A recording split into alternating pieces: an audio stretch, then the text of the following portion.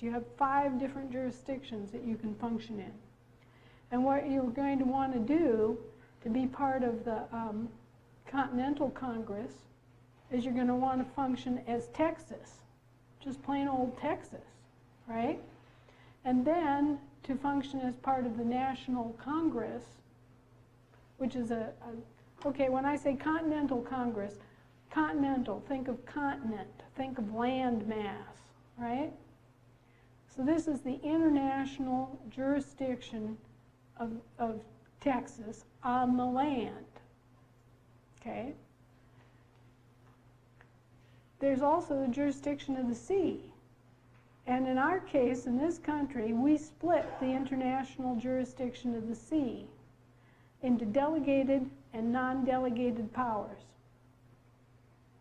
So when we did that, we created a more complex structure. Normally, a country just has its international land jurisdiction and its international sea jurisdiction, and there's no further subdivision than that. But in America, we had to be fancy. We had to go ahead and delegate some of our international sea jurisdiction to the Brits under that original quid pro quo I described to you when we needed their Navy and they needed our commercial fleet. So we've got delegated and non-delegated powers in the international jurisdiction of the sea. And if you read the Constitution, you'll go and look at Amendment 10, and you'll see that all the non-delegated powers are reserved to the states and people. Okay? So you got soil and land, which are tied together up here, and then below the line, you've got the national, territorial, and municipal are all in the international jurisdiction of the sea.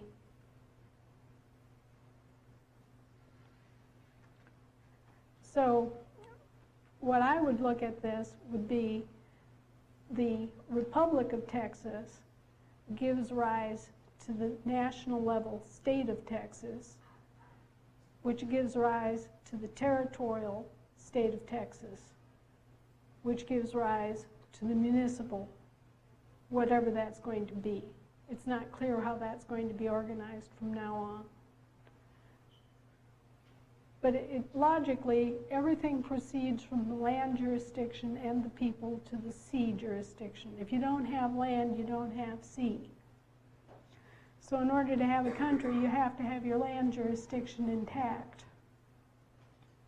And so as a result, you have seized back your land jurisdiction here with the Republic, right?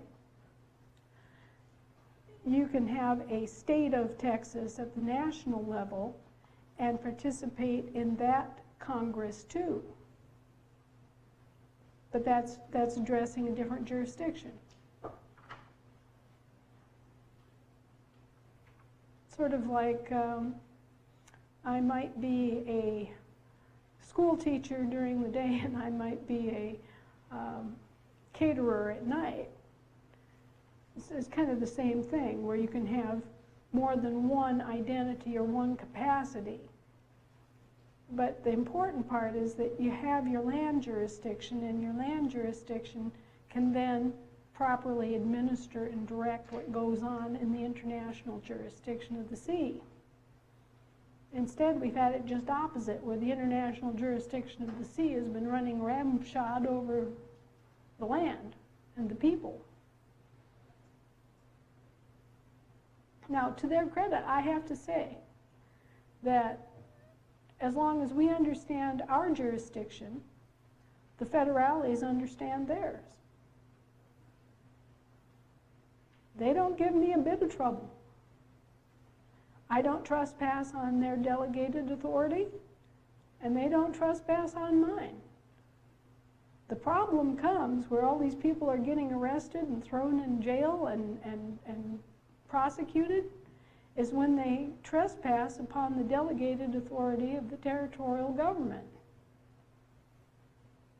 So, you know, I'm always the one sitting here saying, you know, yay or nay. Yes, that is your jurisdiction. No, that isn't your jurisdiction.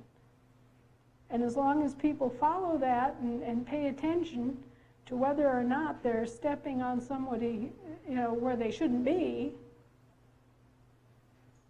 Well, let's use the taxes as an example.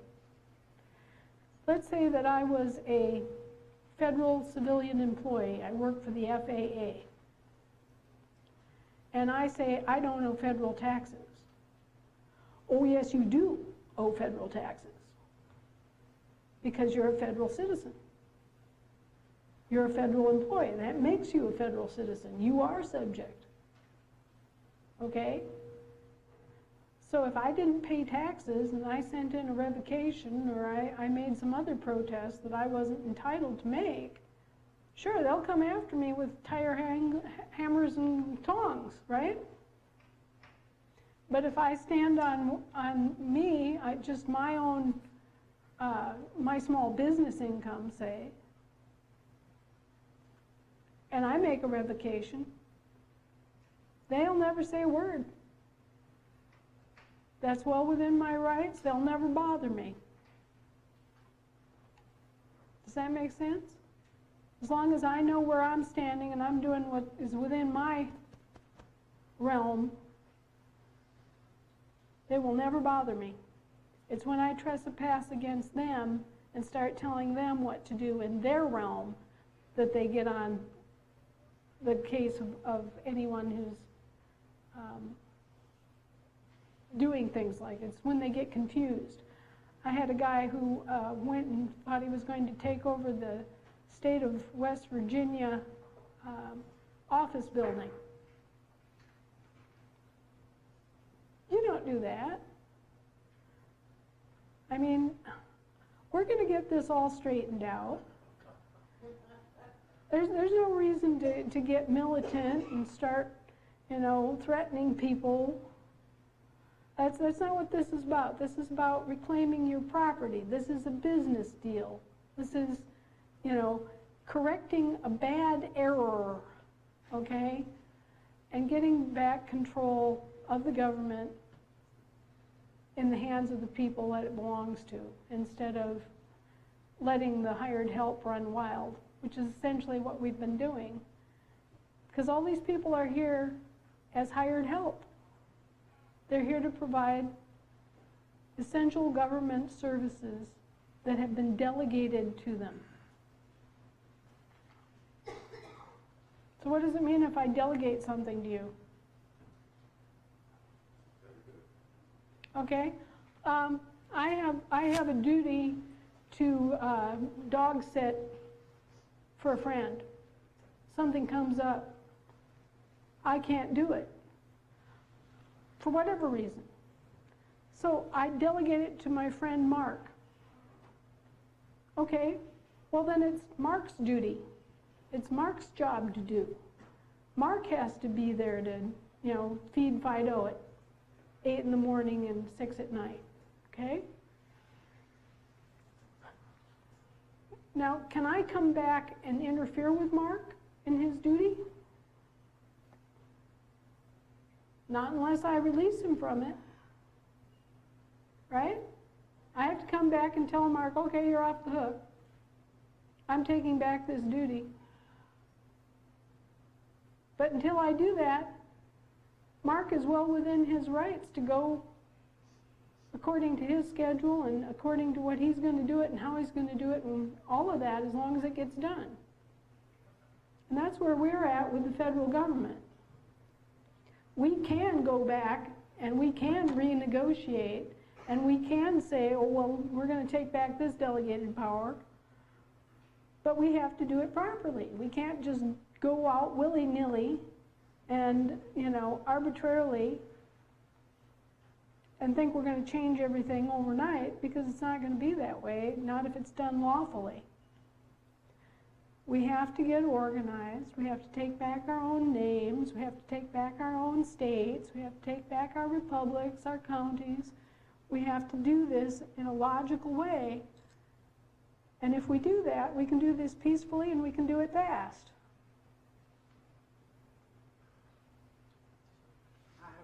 That's one young lady.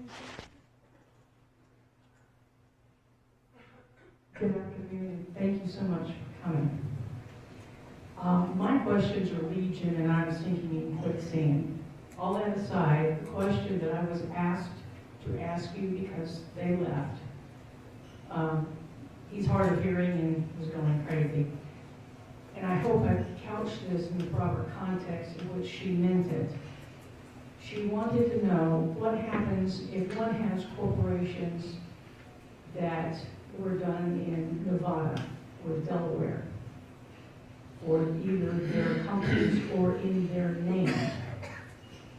How would that affect, I'm assuming here, name changes, or what would they need to do about corporations that they do have housed in those different states?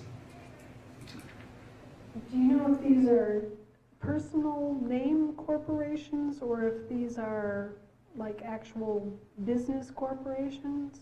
I'm going to take a leap of faith and say both. Well, the reason people set up corporations in the state of Delaware is so that they can take advantage of the Chancery Court. Delaware is the only state of state that has a Chancery Court.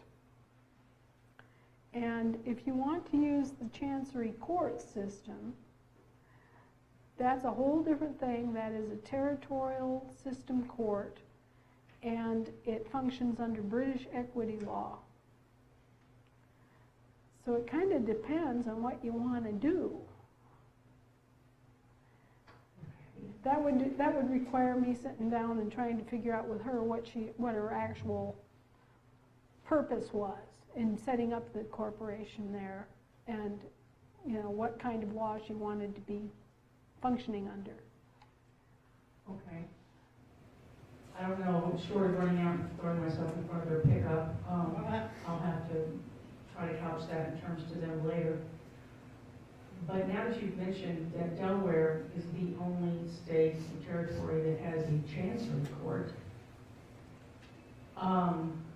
because of course there are lots of people out there who are saying that Georgia has a Chancery Court, that Texas is trying to have a Chancery Court, and therefore people are filing declarations of status in Georgia, thinking that, oh, well, it's a Chancery Court, and now we're home free because we'll take this paperwork and file it in our county, and yay, we'll stick it to them. But what you're telling me is that Delaware is the only state that does actually have a Chancery Court. So does that mean that you cannot invoke the Court of Equity anywhere else? Well, okay, let's sort this out. This country is supposed to run under American common law. There are all kinds of different common law. There's English common law, there's martial common law, I mean, there's natural common law. I mean, you can go all the way around. Ours is supposed to be American common law, which is distinct from all the others. But like everything else, they've confused it. Long ago, back when the country was founded, we came out of the English common law system. This was prior to the development of equity law. All right, so American and British common law kind of went together for about 100 years. And they were pretty much in agreement, and they were doing fine. And then about 1750, Admiralty law was added to British common law. And that is what happened that polluted the British legal system and turned it into equity law. Now, I think, my personal opinion, is that equity law is totally evil and corrupt. And the reason I say that is it makes the judge the proxy for the king. So you walk into his court, and he's holding the king's proxy, and he can do whatever he wants to a British citizen. Remember I said that they have us all down as British citizens? Right, so you walk into an equity court as a British citizen, and you are totally at the mercy of the judge. Can I follow you back to Alaska? You can follow me, honey. I'm going to save my house first. I have no idea how to incorporate all this other information with all the gobbledygook that I've been going down rabbit holes for the last 35 years. I know. But you know, the truth is always simple. It's all of the lies that are complex. Welcome to our government. Thank you. You are welcome. Since Texas retained all the rights to their own land and we're the only state that has our own land office, does that make any difference in all this? Well, I think that Texas certainly has a very strong case for its land jurisdiction. It is fortunate that it does. But all the other states also have their land jurisdiction. It's just mothballed. In the case of the other states, they have what are called statehood compacts.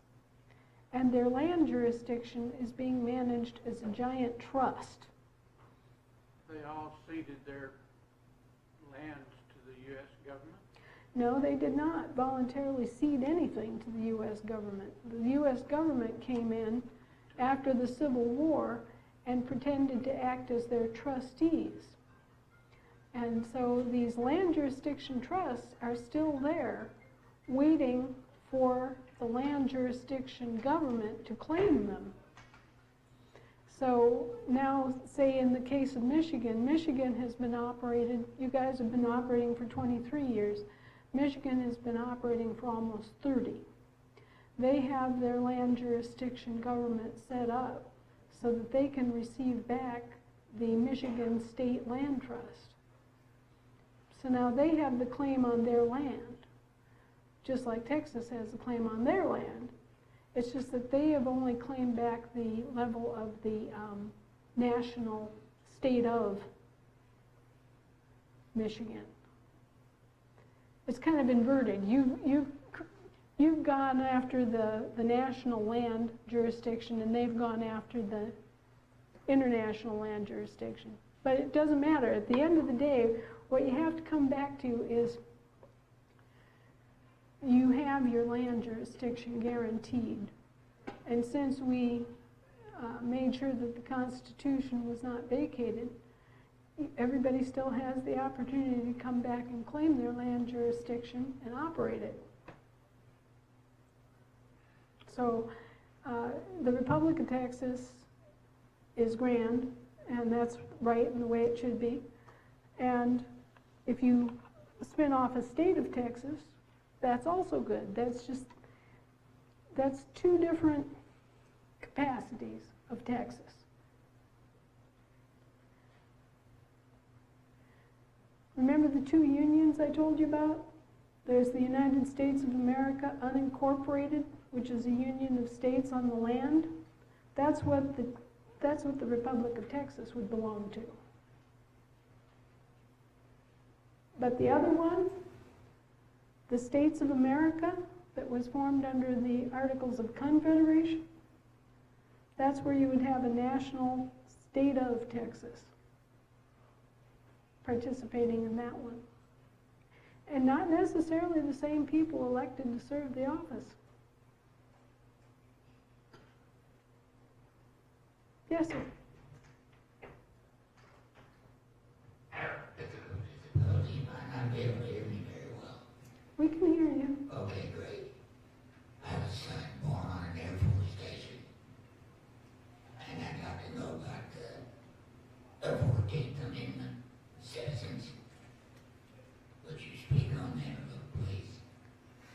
Well, this was a terrible thing that happened after the Civil War.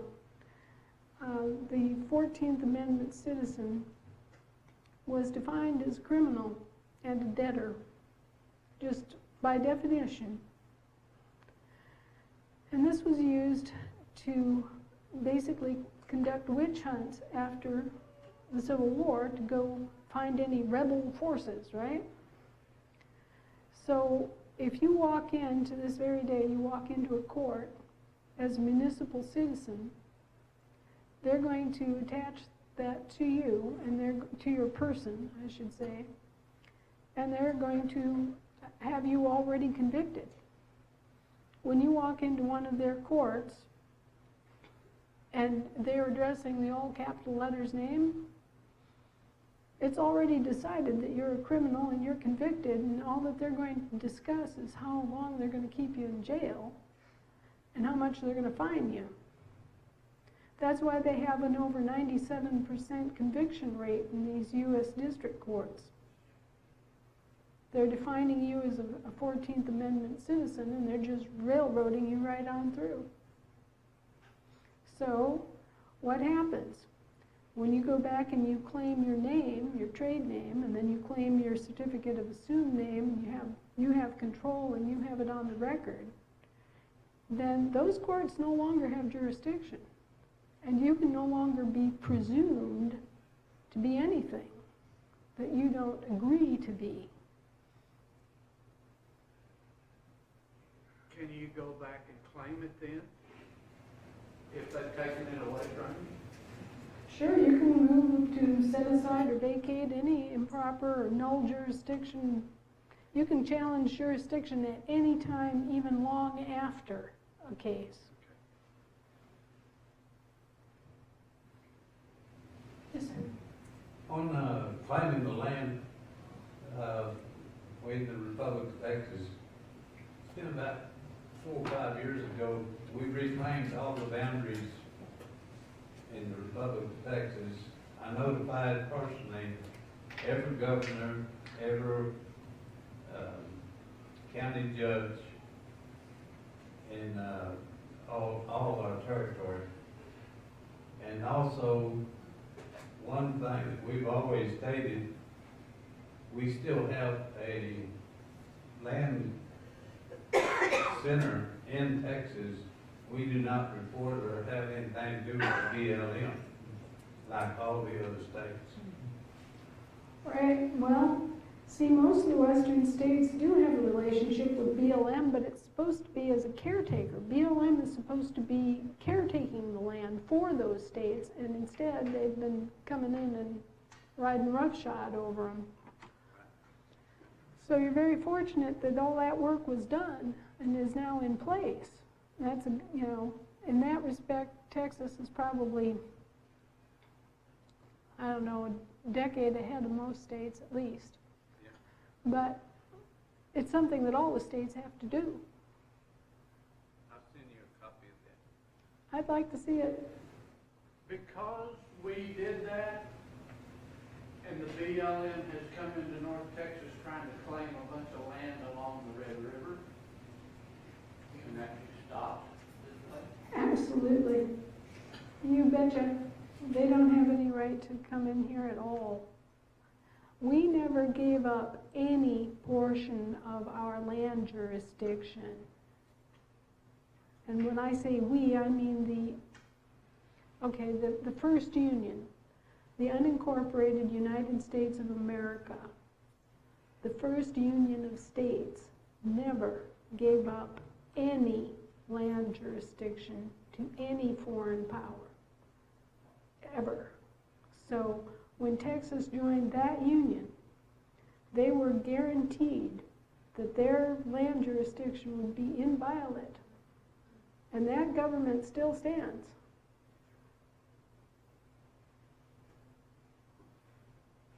I know that the people in North Texas are having a lot of trouble with it. Well, I heard that it's been stopped, but I don't know that for sure. we have been busily at work stopping all these federal agencies that have been so out of control. We've been stomping them right and left, but that doesn't mean they still won't try to usurp upon property that rightfully belongs to a state. Now, you're in a good position here to argue that and to fight it back. There are states where it's not so easy. Basically, at one point, Nevada was bought and paid for by the mob, by the New York mob. And, retaining the actual land rights of the state has been difficult. But that's the kind of argument that we've had to go through because of all the fraud. I mean, literally, it's like, which state are you talking about? Which United States are you talking about? Which United States of America are you talking about? There's the actual union, which is the United States of America unincorporated, right? And then there's the United States of America Incorporated with a capital T on the. And then there's the United States of America Incorporated with a small t on the. I mean, these guys have spun off more versions of the United States of America than you can even begin to imagine. Last time I looked, we had clocked 350 different definitions of United States.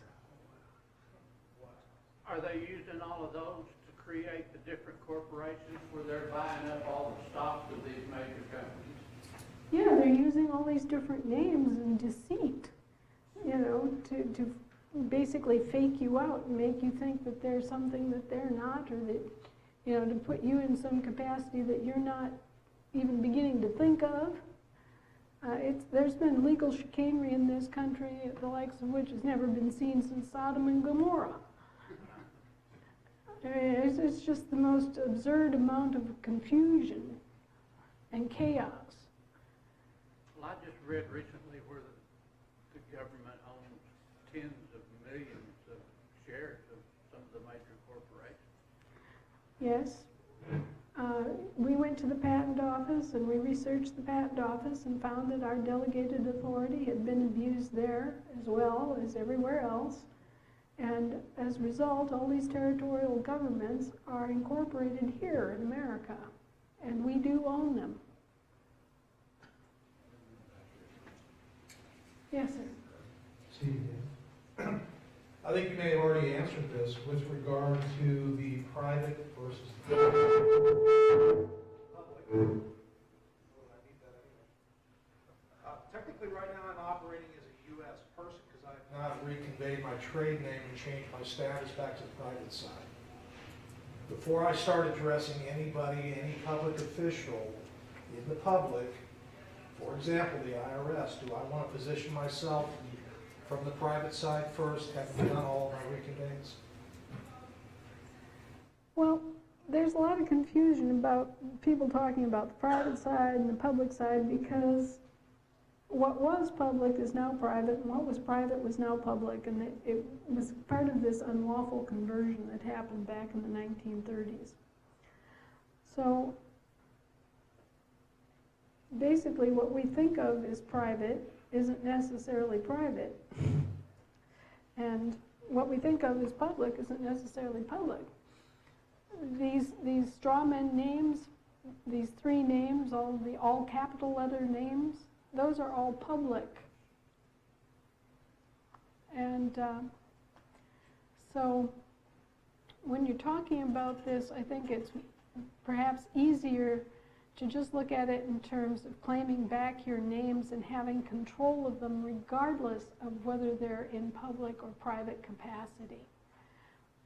I was explaining earlier that the territorial government has control of commerce.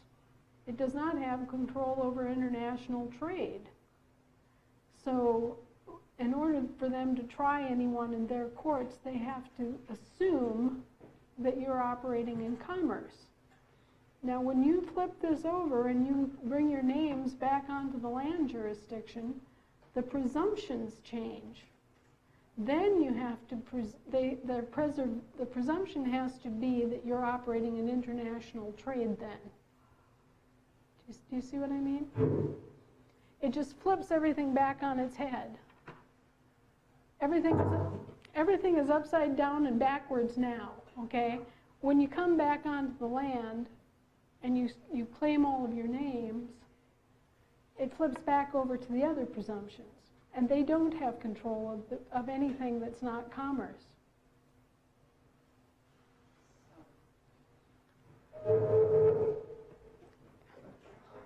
Yeah, the mics are feeding back.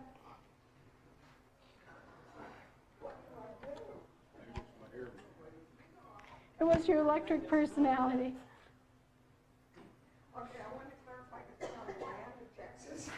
in December 19th, 1836, Sam Houston. Could you step up to the mic, please, ma'am? I'm having a hard time hearing you. Is it going? Yes. And on December 19th, 1836, Sam Houston signed an act defining the boundaries of the Republic of Texas. And in that, there was a treaty with the United States and Spain, and the president, Sam, was authorized and required to open negotiation with the government of the United States of America as soon as, in his opinion, the public interest required it. So they defined in this act the boundaries of Texas at that time. And then when they were annexed into the United States, it was under the agreement that the land in the Republic of Texas always belonged to the people and would still belong to the people. And that's why we have a general land office, and it never was in the United States government, the land. Okay? That's why. Right, that's just more confirmation of what I said, that we never gave up any of the land jurisdiction anywhere, not in any state. So the people own the land, both the soil and the land being international land jurisdiction. How does that fall back under where we took all of this land away from the indigenous people, Native Americans? Are they actually the landholders, or are we, or? Well, there's a lot of discussion about that. Since our country is still viable and still has its government functioning, you know, we still hold the, I guess you would say, the ownership or the proprietary title. The thing about a nation, you can have many nations occupying the same land, right? So, for example, in Wisconsin, where I grew up, we have the Winnebago Ho-Chunka Nation, and they live cheek and jowl with everybody else. And so, you know, again, we're getting down to the issue of capacity. A Winnebago native born in Black River Falls, Wisconsin, is a member of their tribe, of their nation, right? But they put on their other hat, and they're a Wisconsinite. They're, you know, born there on the land like everybody else. Citizenship? It's not really a citizenship. It's a nation can be born of many different distinctions. You can have a nation that's born by family membership. You could have it born of a religious affiliation. You could have it born of an ethnic cultural group. A nation is a rather fluid concept, and you can have many different nations occupying the same space, the same land space. But those who join together to form a state or a republic form a nation, because you have, in order to have a state or a republic, you have to have a nation of people who are allied by an agreement to be part of that. Right? So you're the nation of Texas. You're the people of Texas. And you've come here as Texans, or Texians.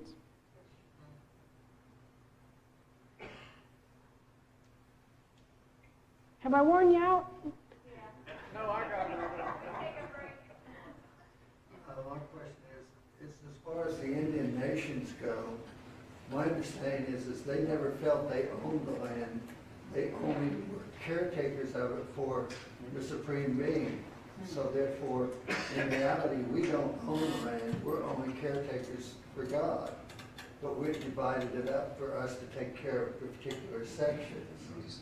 And I guess the ownership is like, why do we keep wanting to say that we own this or we own that when we really are caretakers and we shouldn't have to pay taxes to them to take care of the land that we have, in our sense, bought, that type of thing.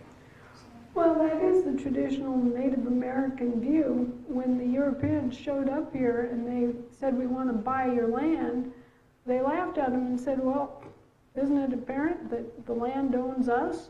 We don't own it. We come forth from it. We go back to it. Where's the ownership here? So, you know, that is the traditional Native American view on land. Though, in certain respects, the territorial government at least has made such a terrible job of taking care of the land in so many places that some of the Native American tribes have made a bid to own the land in their states. And that can be somewhat problematic.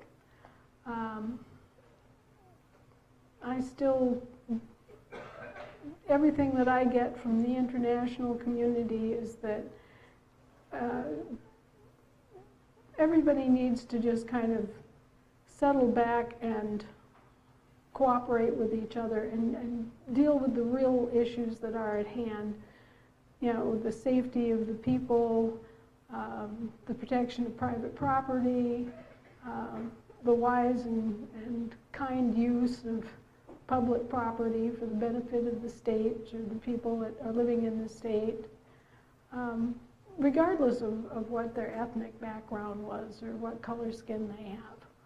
In reality, we as children of God were given God's land to act as conservators. Right. Spelled out in Genesis 1:26-28. That's our job. We're supposed to be here taking care of it for future generations and enjoying it ourselves right now.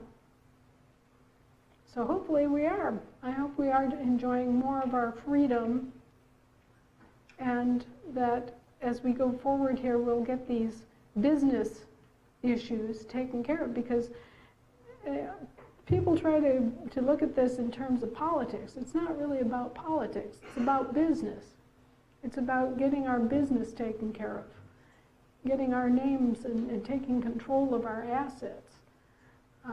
If we take control of our assets and do a good job of it, nobody's going to interfere with us, because it's already agreed that it's ours. We have to come forward and claim it. We have to act in self-governance, like you're doing here. And as long as we do that, there's nobody who has any greater claim to this country than we do. Would there be a possibility of I just went blank. It's okay. Like a class action lawsuit by the people of America to go through the court system to get the people that are running our country out and re-electing a new group of people to help us run our country? Well, right now, the only kind of government that we have there in Washington, D.C. is a corporate structure that's bankrupt. So in point and fact, when it comes right down to it, the government that we have in place right now that is functional is at that original Union level. The United States of America, unincorporated, is still functioning. And because the Constitution was not vacated, all of the parties are still in place, and they still have to obey the constitutions, which is, you know, that's what's protecting us now.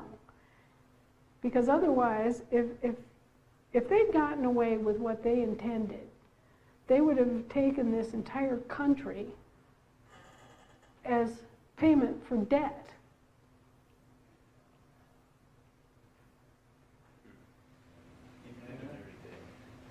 Let me ask you over here, sir. Whoa! I got a maze up here, watch yourself. I think you lost your mic. Probably did. What I wanted to ask you, because it's unclear to me, when you say the United States of America, unincorporated, is still there, what body is still there? Or is it nothing more than the documentation? If you reclaim your name, like The body at that level has always been there. And the strange thing about it is this is where The real history of America is wonderful. Remember, I described for you the situation at the end of the Revolutionary War, where we needed the British Navy and they needed our Navy. So we needed the protection of their Navy for our commercial fleet. Well, at the same time, back in those days, in order for you to have a commercial fleet and to have a Navy and those things, you had to have a head of state. You could not function as a republic at that time without having a head of state in those jurisdictions. So for the purposes of those jurisdictions, we had to declare a head of state. And that would have normally meant choosing one of the European monarchs, like the King of Spain or the King of France or the King of England, to act as our head of state in those jurisdictions. So we had to have somebody that could operate at a sovereign level other than the King of England, who was already taking a big chunk of the delegated powers, right? There had to be another sovereign who could operate the non-delegated powers in the international jurisdiction of the sea. So they looked around and they found a young colonel who had been in the Continental Army, who had that kind of sovereignty in England as a result of the Norman conquest. His name was William Belcher. And so they used his individual sovereignty, and they made him the head of state, not the president, not the king, nothing like that, but the head of state. And so then they actually sailed the entire fleet, whether it was under delegated power of the United States or whether it was under the non-delegated power of the United States of America, under his seal, his coat of arms. And if you look up the Great Seal of the United States and the Great Seal of the United States of America, you'll see that they are very similar, except that one occurs inside of a circle and the other one is what they call open. It doesn't have a circle around it. The Great Seal of the United States of America is open. It does not have a seal because it carries the full sovereign power. The Great Seal of the United States is enclosed by a circle because it's delegated power. Okay? So we have two seals, and they are both in the Belcher family array. They were issued under his name and under his sovereign seal. And they were sovereigns in England because of the Norman conquest. And they were still sovereigns at the time of the Revolution. So those are his seals, and that's what they did their bargaining under in those jurisdictions.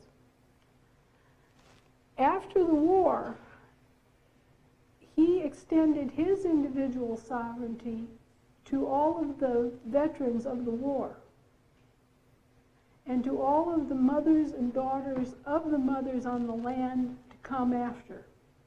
So when people say that they're sovereign, you literally are sovereign. Americans do have sovereignty. It's just that you can't be a sovereign citizen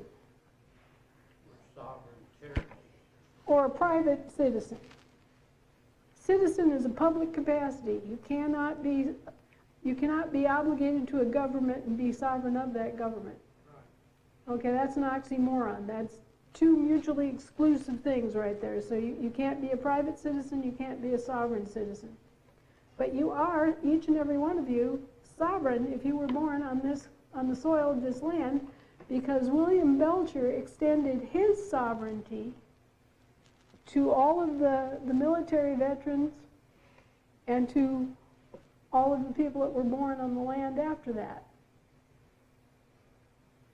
Now, that does not mean that he gave up the office of head of state. He still had responsibilities. And his progeny still have responsibilities. And so that's what happened, is that despite the fact that everything had gone so haywire and had been hornswoggled for so long, and there was so much acrimony and so many fights and threats, we still knew this. We still knew that the United States of America, unincorporated, was alive, and that it still held the jurisdiction in international affairs. So that's what we used when we came back and, you know, started making these moves to protect the Constitution from going vacant on the federal side and all these other things, is that we came back and operated that level of the government to pose a barrier so that they couldn't just come in here and let the secondary creditors of the territorial and municipal corporations run rampant. So yes, that still exists. Within the United States in the last many years, there's been talk of constitutional convention. Now, after everything that you have said, which constitution are they talking about? That is exactly the problem. You hit the nail on the head. That is exactly the problem, because 9/10 of the time when you hear them talk about a constitutional convention, they're talking about the territorial states of states. And you can tell which one it is because there are 7 insular states that they have that are extra that aren't our states. They've got the state of New Columbia and the state of Puerto Rico and the state of Guam. We don't have any of those states in our group. Where is New Columbia? That's what they're calling the District of Columbia. They've issued a territorial state of states since 1984. They've had a state of state called the state of New Columbia. So that's what Mr. Obama was talking about when he was talking about the 57 states, is, yeah, territorial states of states. And that is supposedly, they're supposed to be just taking care of the affairs and the business of the state of state territorial citizens, right? And they're counting all of us as territorial state of state citizens. So, Anna, if they are going to have a constitutional convention, would we prefer to have them use the Constitution of the United States? Well, since they're a foreign government, with respect to us, we don't have anything to say about them having a constitutional convention. What we want to work on is having our own constitutional convention, which would be a continental Congress. And that would be of the Constitution for the United States of America. Exactly, and for the national level state of states, the 50 states instead of the 57 states. Well, my concern about that is who's going to be in there being the delegates to that convention, and will they basically railroad that Constitution so that it can't do anything for us?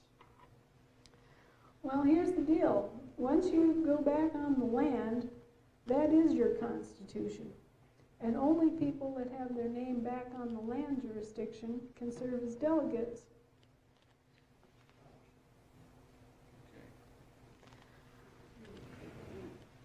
Yeah, the way to think of this is that the territorial government is managed by Britain.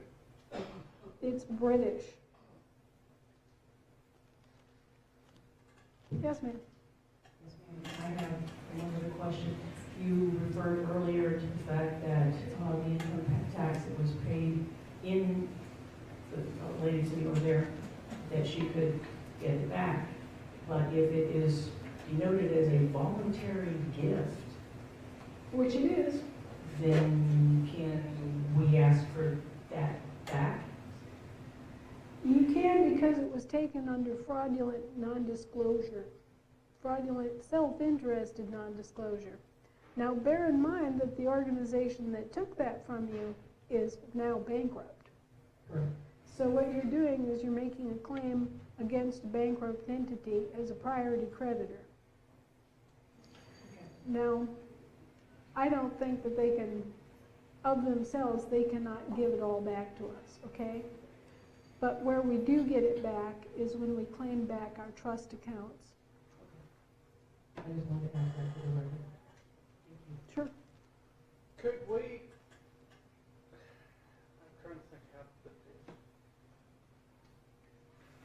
Could we file a claim against all of their corporate holdings, as in all the stocks and stuff? It's already done. The United States of America unincorporated is a corporate entity, even though it's unincorporated. And so we have done that in spades, and we have our claims fully in view. We've had them cured for over a year, and we are bringing suit to bring all of the assets of the states of states, the territorial states of states, back to the states of America. When you say we, who is we, you and a group of people, or? The United States of America unincorporated, those of us who were awake, went ahead and we put this all together, we took it to the courts, and we have it in the Uniform Commercial Code. We processed the notices, we processed the non-UCC claims, and we have processed the agricultural liens, which is all of this land that has been held in trust, like the Western States land, and all of this land that's been held for us while our national states of states were not functioning. Yeah, we put the claims in on them so that it'll get rolled back, and then when that's rolled back, it goes out to the states. So you're going through some kind of court or court first process? What court jurisdiction are you dealing with? There's only one national court left in this country. It's the United States Court of Federal Claims, and then there's the World Court. So if we don't get satisfaction from the United States Court of Federal Claims, and it does look like we will, then it goes to the World Court. And but it does look very promising. We should get satisfaction from the U.S. Court of Federal Claims. They're not particularly happy because it means the loss of a lot of the power that the territorial government has had over things. But what it does mean is that all of these things, like your state capitol building and your state parks and any federal lands that are in the state, all of that comes rolling back. All the things that were claimed by the state of states will come back. In that case, what about all of the land that was sold to the Russians that was BLM land, giving them all the uranium? Would that? Well, here's the thing. That was taking place in Nevada, or, yeah? Now, Nevada's one of those states in waiting. It's not really a state yet. It's got all the promises and gewgaws, but it doesn't have that separate status internationally. So in that case, the BLM was acting as a trustee and caretaker for the people of Nevada. And they went ahead and they made this deal because, for whatever reason, they figured that this deal was good. Now, can the people of the state of Nevada get organized and nix it? You betcha. They can come back and they can nix the whole thing. But they have to get organized. They have to reclaim their names. They have to reorganize their counties. They have to, form their state. And then they can say, oh, no, you're not doing that the way we want you to do it. It was done fraudulently anyway. Yeah. We put liens on them. Oh, yeah. Yes. I was just wanting to point out, whenever I see the state of or the United States of, the of is denoting ownership to me, where if you say the United States of America or we say the state of Texas, not the state of Texas, because the of is saying that the state of states, which is Washington D.C., owns it. So, in my understanding. Well, of is one of those words that can be kind of deceptively used. It means, in legal terms, outside of, besides, in addition to, or belonging to. So if you use it in the sense of belonging to, it would be the state belonging to Texas, right? But if you use it in the state of besides or apart from, then it means a state apart from Texas. If it's a state apart from Texas, that would be a good description of a territorial state, right? See how duplicitous these critters are? They just use these words in so many duplicitous, sneaky ways that it kind of boggles your brain. There's just so much going on with that.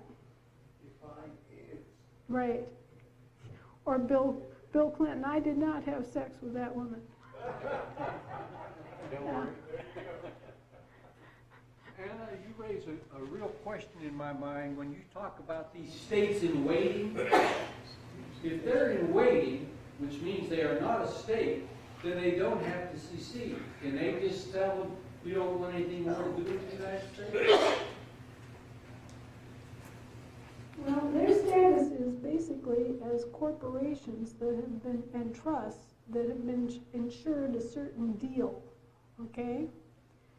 And it's, in theory, they could say, oh, well, we're separate countries now. We don't want to go through with that deal. We don't want to become part of the United States of America. In theory, they could do that. Would it be good if they did that? No, because there are a lot of advantages to having a union of states such as we've had. It's just that the way that this is operated is not what the founders had intended or what the people had intended. It's been operated as mere corporate franchises of a giant federal corporation, and the people have had very little to say about what the hired help did with their property or with their lives. And now, I'd say there were 37 states that were enrolled at the time of the Civil War. If all those states come back together and 30 out of 37 vote to enroll the western states, well, then that'll just roll over in a single congressional action, and all of them will be on the board. And that would then empower them to act within the given framework that the founders intended. And then they would have control of their land jurisdiction, just like we were talking about the Uranium One deal. The people of Nevada could say, nope.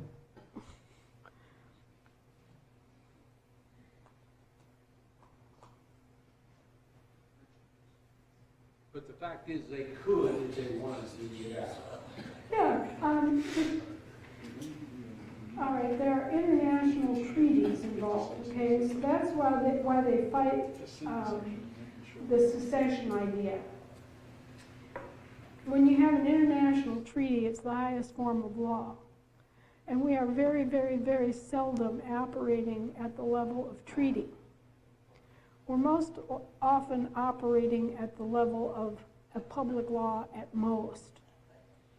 And in fact, that's what the Civil War was all, the reason we call it a civil war. We've been taught something that's fundamentally wrong. Well, actually, we've been taught a lot of things that are fundamentally wrong. But one of the things that really messes us up is we've been taught to call what happened during Abraham Lincoln's administration a civil war. It wasn't a war. It was not a war in any sense. It was a mercenary conflict on our shores. It didn't really have anything to do with our sovereign government. It had to do with two government service providers having a cat fight. We had the States of America, that was the union formed under the Articles of